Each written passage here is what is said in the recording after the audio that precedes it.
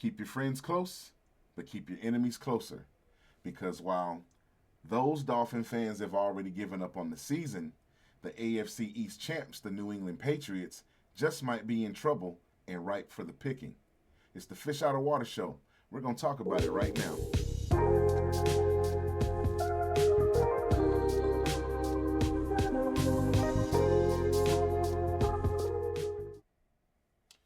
And we're back at it. So, as we proceed into the dead period for the NFL, instead of giving you the bogus ass filler content and clickbait episodes, we are forging ahead with our offseason series that fits the Fish Out of Water Show stilo. So before we go, woe is the season, and jump off the cliff with the rest of the lemming fans. Yet over they go, casting themselves bodily out into space. We're studying the teams trying to beat Miami so we can get a realistic perspective going into the season. And just on some randomness, lemmings don't actually jump off a cliff, so I don't know if you knew that or not. That was some animal cruelty by Disney. Anyway, we already took a look at the JETS suck, and by now everybody knows that Buffalo blows. And by the end of this episode, you'll know why the hardcore Dolphin calls the New England Patriots Ew England. That's EWW, Ew England. So today we are seeing what the division foes, the New England Patriots, have done this offseason in preparation for our Miami Dolphins. And for the next and last time, this episode is for the high football IQ.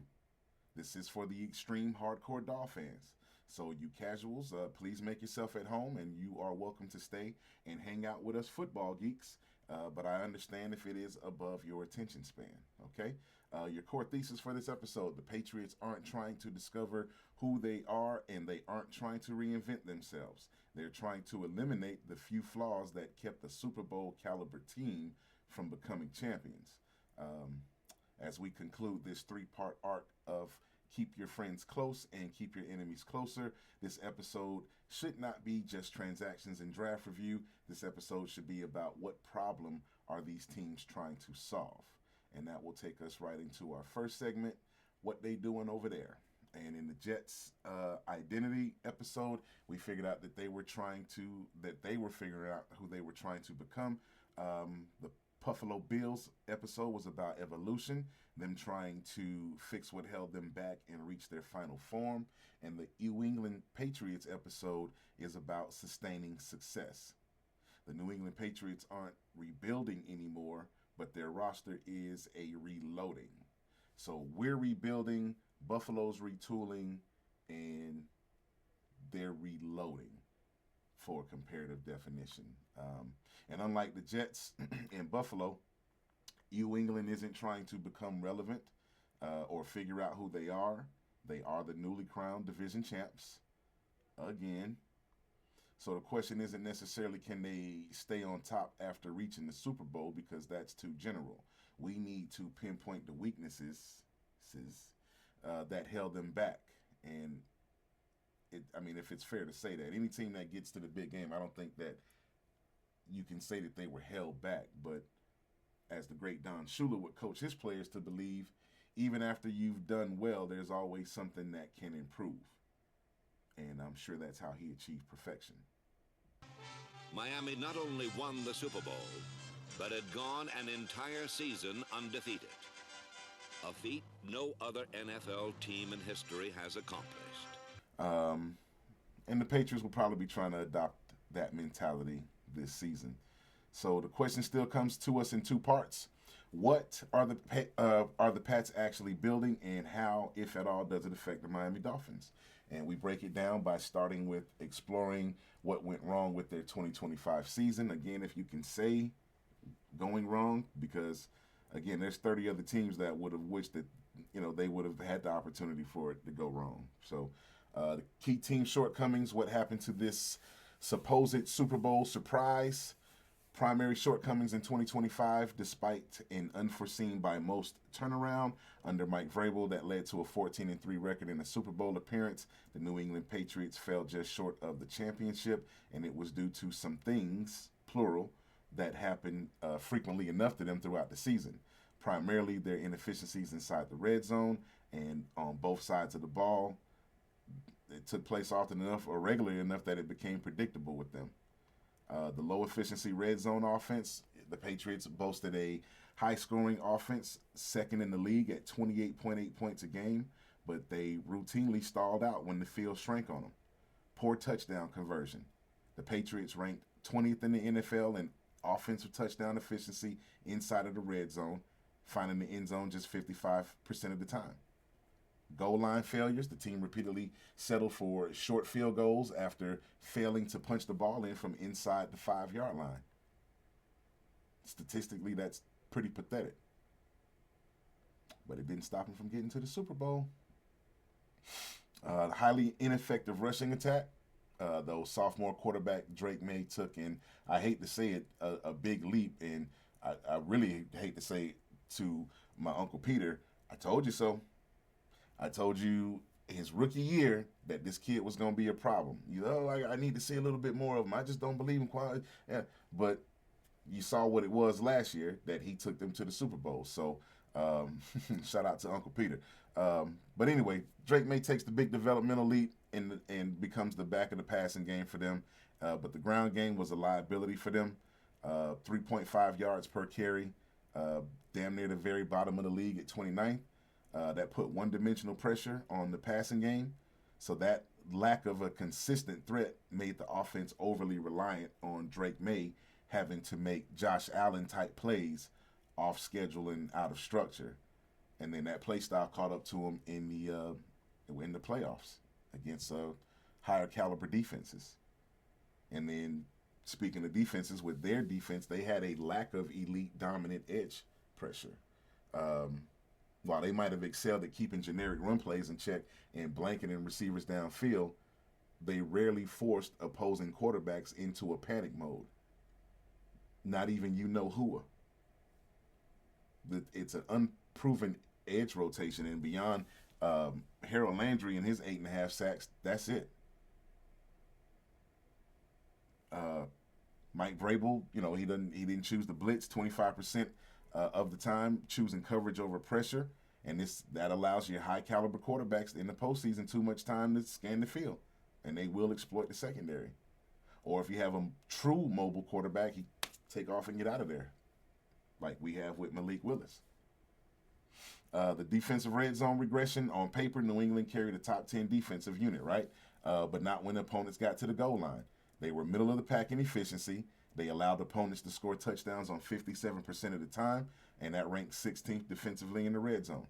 A lack of clutchness, that inability to tighten up on the short field frequently turned preventable drives into scores for the opposition, rather than forcing them into a field goal or getting them off the field completely.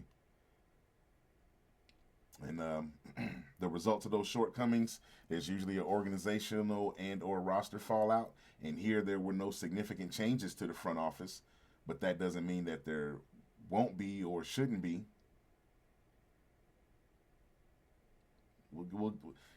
Anyway, the Patriots made some moves in the 26 offseason, starting with the notable releases to make room for the new talent. They moved on from wide receiver Stephon Diggs, linebacker Anthony Jennings, linebacker Jelani Tavai, released backup quarterback Joshua Dobbs, who I felt like we should have gone to go get as a backup. As much as I do love Ewers, and I want to see what Ewer has, the kid can hold a clipboard. I would have liked to see us grab Joshua Dobbs as our backup. But anyway, defensive tackle Curious Tonga, I don't know how to say his first name. Offensive tackle Vidarian Lowe, linebacker Marte Mapu, they're all gone. So the front office goes out and grabs some high-profile upgrades to support the young quarterback in Drake Maye. They reshaped their offensive line to build a new-look receiving core, and they retooled the defense to better fit what Vrabel wants to do. And these moves, of course, were highlighted by wide receiver A.J. Brown coming over from the Philadelphia Eagles. The team also traded with the Chicago Bears for offensive lineman Garrett Bradbury, and then signed safety Kevin Byard. Added a 9-man deep draft class headed by tackle Caleb Lomu. So with their free agent signings, Romeo Dubs was added in that to the receiving core as an unrestricted free agent. Draymond Jones come in as a linebacker. Elijah Vera Tucker, the offensive guard, comes in. Reggie Gilliam comes in at fullback. I guess he's going to fullback tight end. Julian Hill, they brought him in as a tight end, and y'all know how I felt about Julian Hill. I know a lot of y'all did not like Julian Hill, but he serves a purpose. He has a skill set that you can use if you know how to use him. KJ Britt coming over from us. I wasn't a big fan of KJ Britt. James Hudson III, and then Kendall Vildor. They're restricted in exclusive rights free agent tenders. They keep fullback Jack Westover, he's the fullback tight end hybrid, and then cornerback Alex Austin. So New England Patriots select 9 players in the draft. They aggressively move around on the board to prioritize protection for quarterback Drake Maye, and then they reinforce their defensive depth chart. So their first pick ended up being Caleb Lomu. Patriots trade up to get this kid. Scouts called him a versatile athletic blocker, a 2-year starter at Utah. Lomu is expected to make an immediate impact protecting Drake Maye's blind side. So for a first-round pick, for all intents and purposes, you figure this kid is going to be the starter. So that matchup, we need to win that matchup with our now 3rd-year veteran pass rush specialist, Chop Robinson. Chop must make this an advantage for us. Second pick, Gabe Jacas, however you say it, I believe it's Jacas in New England, traded up again to go get this kid. So clearly they like him. He fits what Mike Vrabel wants to do in the defensive front. And Austin Jackson, I'm looking square at you. You are going to have to find a way to stay healthy, and we're going to need you to remain healthy so we can at least be competitive in that individual matchup. 3rd-round pick, tight end Eli Raridan out of Notre Dame. He's adding length and blocking capability to the offense. He's a Notre Dame product. I wasn't too big on Raridan. I didn't see anything special when I scouted him, but he can sneak up on you as a receiver. So I'm pointing directly to Brooks, Dotson, and Rodriguez. You know, you're going to have to keep him under wraps. But let's get through Hunter Henry first. You got the Kayron Prunty, cornerback out of Wake Forest. And then in the 6th round, you got Demetrius Crownover, who I actually like, 6'7", 319 pounds, started every game at right tackle. This was one of the tackles that I was telling y'all we could have got this kid later when I was initially upset with the Proctor pick. But, you know, you ain't no use in crying over spilled milk now. We got Proctor, and he's gonna have to make something happen. 6th round pick, Nnamdi Obiezer, hard-hitting linebacker, 302 career collegiate tackles and 8.5 sacks. He's got production at the collegiate level, so keep an eye out for him at the NFL level. The kid's going to probably put up some stats. Baron Morton, quarterback out of Texas Tech in the 7th round. Jam Miller, running back out of Alabama in the 7th round. And then a sneaky pick that I actually like, Quintavious Hutchins, defensive end out of Boston College. Amazing. Another NFL franchise uses a pick to keep a local kid. The Philadelphia Eagles can keep a local kid. The Pittsburgh Steelers can find a way to keep a local kid. Boston finds a way to keep a local kid, but the Dolphins can't find a way to get a kid out of Miami. It's beyond me. But anyway, moving on. So I actually do like that pick for them. I do not see him as a pass rush threat. The kids that he beat on pass rushes weren't NFL caliber tackles. But I think the plan with him is that he's going to be the quarterback spy. So like a defensive end linebacker rover instead of a safety linebacker rover, he's going to be I think that's what Vrabel's going to use him for. So now they've got this. They've made all of these aggressive offseason moves. They've got this roster dripping with star talent, but they still got this glaring on the field question that they got to answer. Can a completely rebuilt offensive line gel quickly enough to protect Drake Maye and establish a consistent running game? Hell no! And that's going to take us into their offensive overhaul. Yes, adding a superstar like A.J. Brown captures all of the headlines, but we, the real football heads, know that the games are won and lost in the trenches.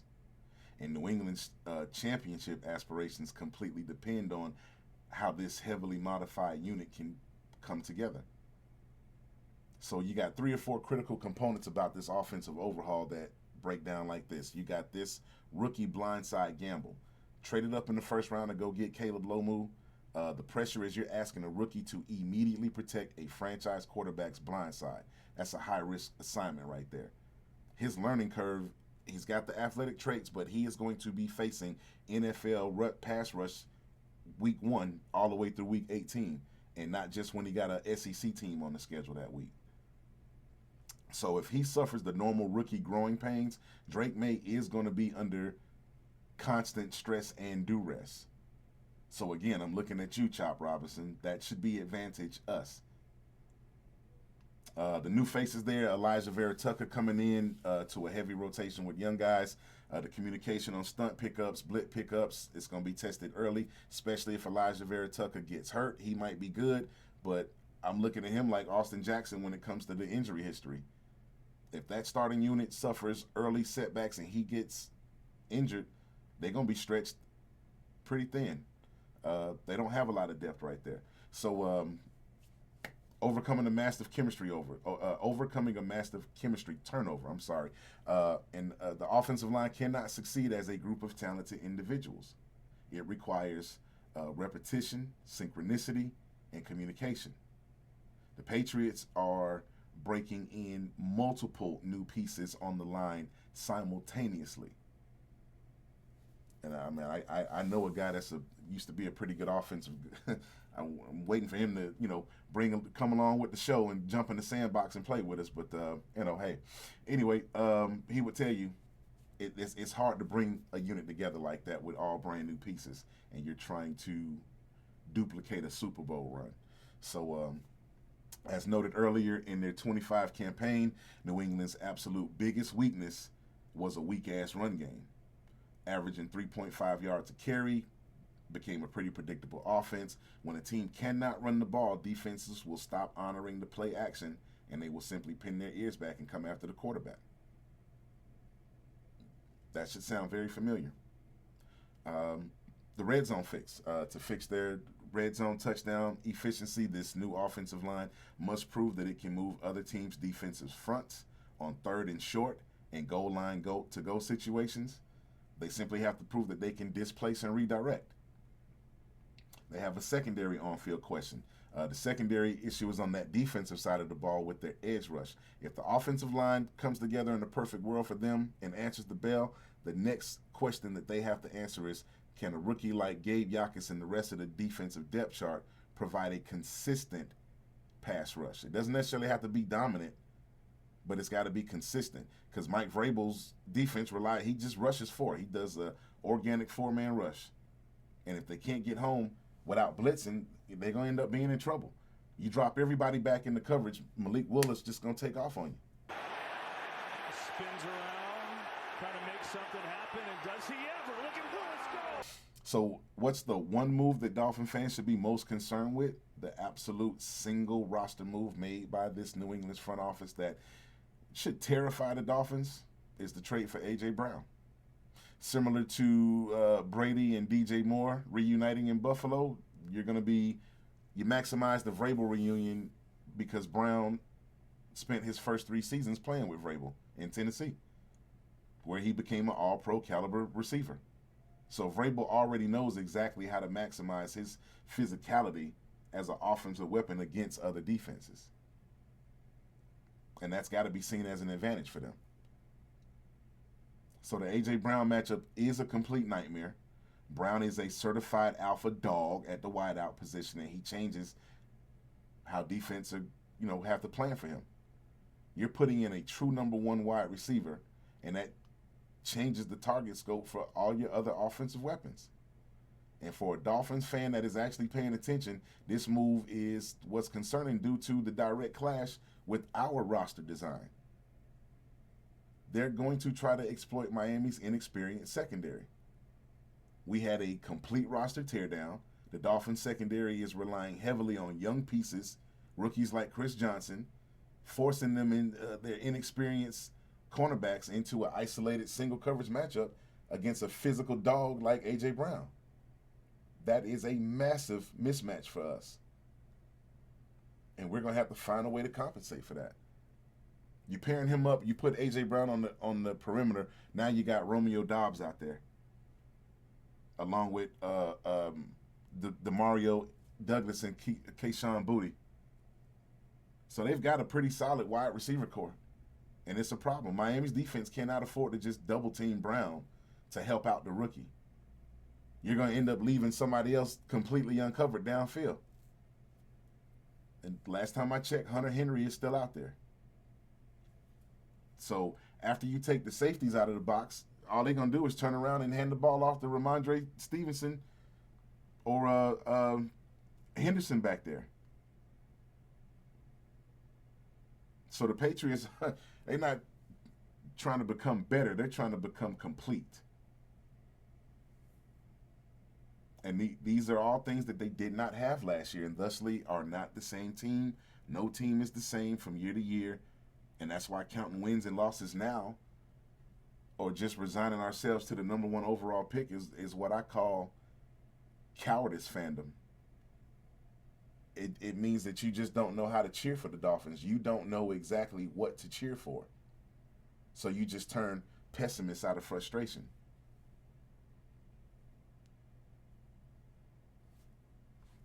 You can stop me when I say something wrong. Whoop-de-doo! What does it all mean, Basil? So what does this all mean for Miami?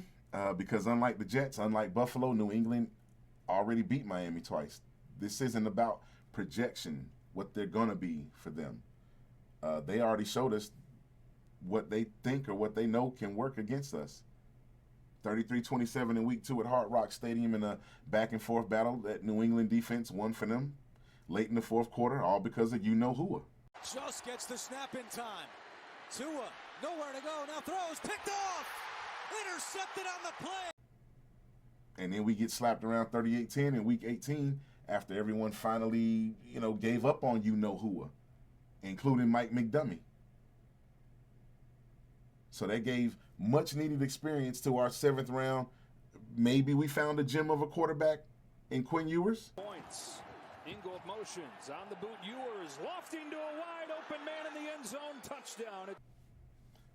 But the Miami Dolphins and the New England Patriots will play each other week 8 and week 18 during this upcoming 2026 regular season. Week 8 is the first Sunday in November at 4:30 at Hard Rock Stadium, saving their ass from a 1 p.m. September game, which the division foes should have to play against the home field advantages early and late in the season. They should have to come see us in that heat, and we should have to go see them in that snow. That's just the fair way to do it. Week 18 is Saturday, either January 9th or Sunday, January 10th. The regular season finale flips to Foxborough, where the Patriots will host the Dolphins at Gillette Stadium. That exact date and kickoff time and TV network will be designated by the NFL as it gets closer to the game. And I got a feeling that we won't be in contention, so they're going to flex that game the hell off of TV and put it someplace else. So that's the only reason why I can think that they don't have a date for that. The New England Patriots are heavily projected to dominate both matchups against the Dolphins this upcoming season. So while the NFL is famous for unexpected turnarounds, you got the odds makers, the sports books, you got the analysts. They're saying that these two franchises are moving in two completely opposite directions. Rather than Miami having a mirror image resurgence like the Patriots, Miami is facing a strict bottom-up rebuild, while New England looks to cement itself as an AFC powerhouse. So the projections for those two regular season games for y'all that bet, the Patriots are supposed to win the Week 8 game in a close or medium margin. Historically, playing in the South Florida heat is a challenge for New England, and Devon Achane's mobility might just keep the Dolphins competitive early. And with their newfound depth, the veteran pass rush, and supposedly, elite secondary, they're going to force critical mistakes from a rebuilding Miami offense. So they're expected to get a road win. Week 18, last game of the season by the end of the year. ESPN notes that Miami could realistically lose 9 or 10 of its final 11 games, and that we'll be focusing on player development at that point and not trying to get into the win column, which is where all of you pessimists come from. But anyway, facing the freezing Foxborough crowd in January against a Patriots team potentially fighting for playoff seeding, trying to maybe win the division crown, a young Dolphins team is going to be projected to be heavily outmatched. So New England is expected to sweep the series season again, okay? But Aha! hold up. Wait a minute. Let me put some truth up in it because they got off the field problems, dude. And while the Patriots are, focused, determined to repeat their football success, their offseason has been intensely clouded. The dark side clouds everything. Impossible to see. The future is. By several legal controversies, locker room management shifts, coaching staff public apologies. These issues present a major risk of becoming detrimental locker room distractions, and you would think that Vrabel is the kind of coach that can manage that kind of stuff carefully. But we'll see. First of all, you got rookie legal troubles. The team's final draft selection, 7th round pick Quintavious Hutchins, arrested and charged with domestic violence 2 weeks after he got drafted in May. Second problem you got is you're managing too many mouths to feed. That's locker room chemistry. So on a purely football culture level, you add this kind of influx of receiver talent, that's going to create an ego management puzzle for the coaching staff and what's really only a third-year quarterback. Fact of the matter is, you got an overcrowded weapon room with A.J. Brown, Romeo Doubs, and the rest of them. And what that does is it changes the offensive hierarchy. A.J. Brown is already known for being a crybaby if he ain't getting the amounts of targets that he wants. So he going to raise a fuss. Does Drake Maye have the personality to ward off an alpha receiver who demands a heavy target share? You got other young developing weapons. They're going to have their roles significantly diminished because how are you going to keep all of these personalities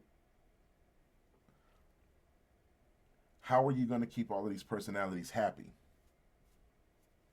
when there's only one football to go around?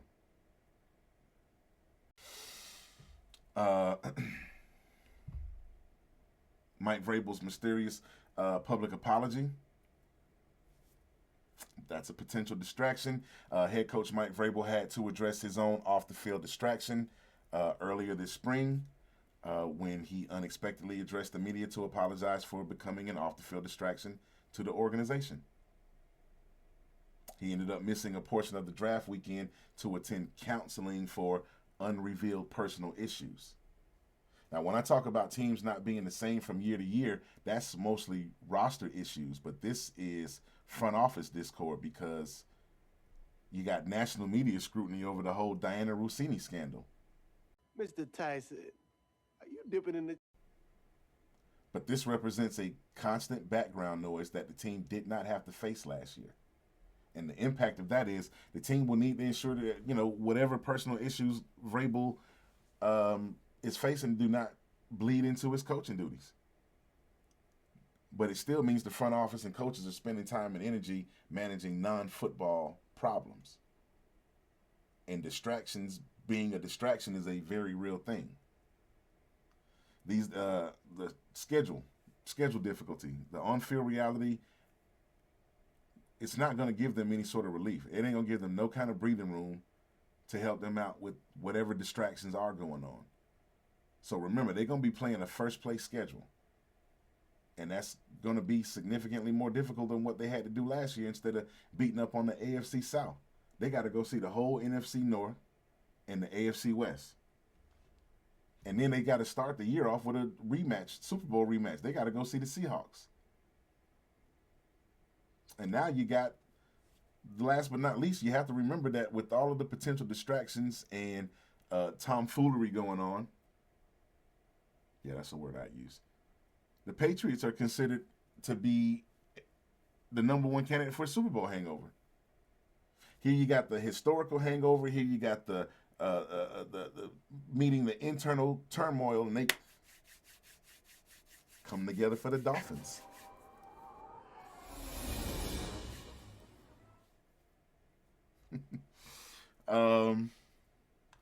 So yeah, man, the Super Bowl loss is going to provide them with plenty of football motivation. But the sheer volume of off-the-field turbulence is a toxic mix for them, man. There's no guarantee that they're going to overcome those issues. So the final verdict here is the Patriots already know exactly who they are. Now they're trying to become harder to beat. And that's a more than dangerous football team. Not because of A.J. Brown solely, but because every move they made had the one singular purpose, was to make Drake Maye's life easier. And if Drake Maye takes another leap forward and this rebuilt offensive line solidifies early, the Patriots have the roster talent on paper to overpower the rest of the division and the rest of the AFC. However, because their mental focus and coaching stability is going to be tested with these severe external distractions, they got to do that while playing a tougher schedule. So that's why the New England Patriots are widely viewed as the most susceptible team in the NFL to competitive regression. Now, what would be success for Miami this year is not going to be measured in wins against the top teams like the Patriots, but rather how much our young talent improves on a week-to-week basis to get us prepared for a true competitive leap in 2024. So we, again, are building versatility, physicality. We've got Malik Willis. We've improved the offense with this. We've got this spatial offense. And they're going to have to prepare for that. So as I said before, man, game got to recognize game. But the most important part, this is where I need you guys to hit me up and you tell me what you think about it, because the moves make sense. The question is whether they'll actually translate to on-field success. And will Mike Vrabel be able to keep the off-the-field stuff away from being a distraction? Will the defense improve? Will A.J. Brown hinder the development of Drake Maye? That's what we're about to find out. So, yeah, y'all hit me up with that in the comments and be fair about it. Don't go all Dolphin on it. And you know who you are. So, yeah, man, that's it. You know, keep your friends close, keep your enemies closer, because the Patriots aren't chasing the division anymore, because everybody is trying to catch up to them now. And that's just what it is. So, fins up, foes down. It's the Fish Out of Water Show, man. I'll leave y'all with the full version of the bar chant. And until then, I'll see you the next time. Document. J-E-T-A, stop. Buffalo, blow. The Legends swallow. The Legends swallow. The Legends swallow.